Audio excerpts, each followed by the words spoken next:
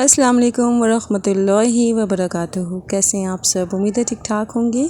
कुछ दिन पहले मैंने आपको अपने ये जो शहतूत के प्लांट हैं उसका फ्रूट शेयर किया था कि जब मैंने इसकी हार्ड प्रूनिंग की थी तो इसके बाद इसमें ये फल आया था।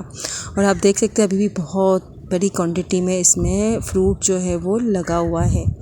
अब मैंने उस वक्त आपको ये भी बताया, शायद आपको याद हो, कि अगर अल्लाह रब्बुल आलमीन चाहें तो बिना सीज़न के ये फ्रूट जो है वो पक भी सकता है। बिना सीज़न के क्यों? क्योंकि ये जो शहतूत का प्लांट है, शहतूत का प्लांट जो है वो साल में एक बार फ्रूटिंग करता है और जब भी इसमें दोबारा फल आता है तो वो इस सूरत में आता है जब हम इस प्लांट की हार्ड प्रूनिंग करते हैं। तो मैंने इसकी हार्ड प्रूनिंग की तो ये देखें, इसमें इतना ढेर सारा आप देख रहे हैं कि फ्रूट लगा हुआ है। और मैंने उस वक्त ये बात बताई थी कि बिना सीज़न के ये फ्रूट पकता नहीं है। अगर अल्लाह चाहे तो ये पॉसिबल है कि ये पक भी सकता है।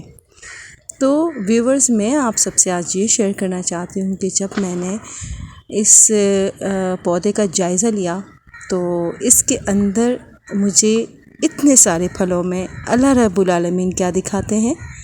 एक पका हुआ फल। जी हाँ, एक पका हुआ फल अल्लाह रब्बुल आलमीन मुझे दिखाते हैं। मैंने उसे टच किया और वो मेरे हाथ में आ गया। और जब मैंने इसे टेस्ट किया, आप यकीन करें, इंतहाई मीठा और बिल्कुल राइप हो चुका था खाने के लिए।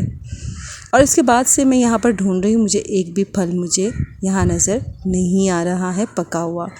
तो यहाँ अल्लाह रब्बुल आलमीन हमें बता रहे हैं कि ये उसकी हिकमत है कि वो चाहे तो नामुमकिन को भी मुमकिन कर सकता है। और यही हमारा यकीन है।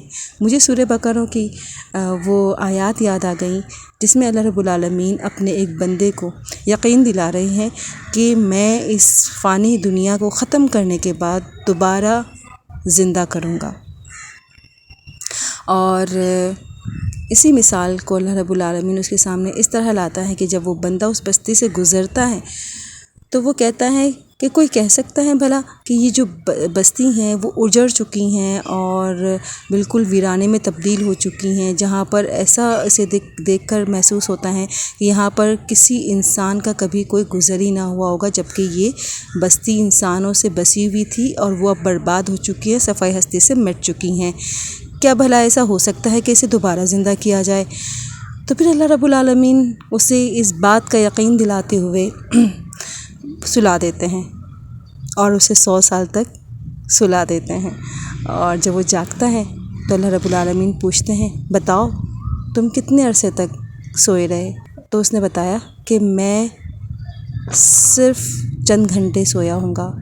तो आवाज़ आती है, नहीं, तुम पूरे 100 साल तक मर गए थे, यानी कि सो गए थे या मर गए थे। और अगर तुम्हें यकीन नहीं है तो देखो ज़रा अपने खाने को, जिसमें ज़रा भी तगय्युर नहीं आया, यानी कोई बांस नहीं आई, ना वो ख़राब हुआ, वो वैसे ही तरोताज़ा है तुम्हारा खाना, तुम्हारा पानी। और तुम्हें अगर यकीन नहीं है तो देखो अपने उस गधे को जो हड्डियों का पिंजर बन चुका है।